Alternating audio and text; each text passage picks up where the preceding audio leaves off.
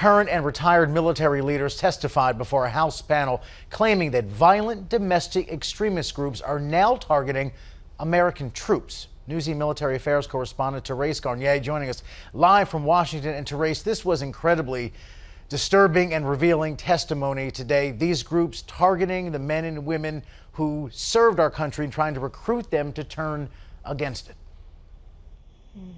Well, extremists and the tools that they're using to recruit active duty service members and veterans was the focus of an oftentimes testy Congressional Hearing Wednesday. In 2020, the number of domestic terrorist attacks and plots, according to our data, increased to its highest levels since at least 1994. Dr. Seth Jones is one of 8 panel members to testify before the House Committee on Veterans Affairs. Experts are increasingly concerned about the rising participation of law enforcement members, active duty and reserve service members, and veterans within the ranks of these violent extremist groups. Veterans have been connected in 10% of all domestic and terrorist attacks since 2015.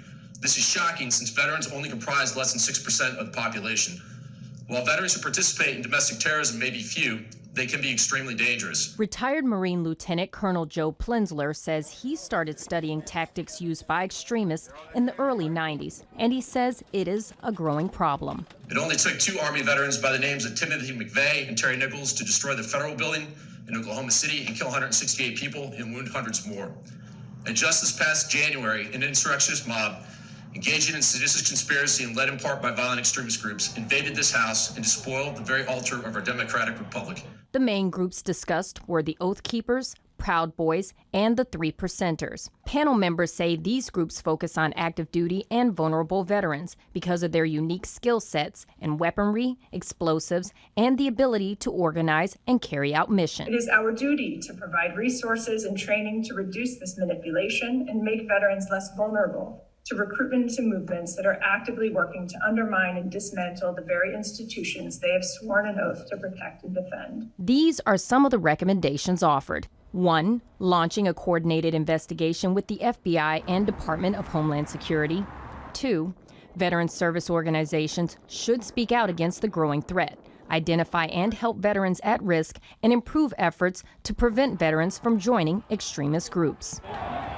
Some members of Congress were concerned how hearings like this one could potentially skew people's perception of veterans. There is already a false but persistent narrative about veterans. It says that they're sick, broken, dangerous, so-called a ticking time bomb. That stigma makes it harder for veterans to find jobs and to seek help if they need it. Most importantly, it is also false. We know that a lot of violent extremism takes root online. But things got heated when others, like Representative Matt Rosendale, used their time to ask about Black Lives Matter and Antifa protest. I'm deeply disturbed by the riots that occurred in cities across our nation last year and believe we must acknowledge the billions of dollars of damages and multiple deaths that occurred. I believe the focus of this hearing is on the threats that are deemed the greatest risk to our homeland security. And billions of dollars of damage across our nation, again, is not a threat? Of course it's a threat. I said it's a threat. But so why are these The 3-hour hearing concluded with a request to move forward with the Veterans Cyber Risk Awareness Act, since it has been proven that extremists are using the internet as one of their main recruiting tools. Back to you, Rob. Chilling testimony there, to say the least. Therese Garnier reporting from Washington tonight.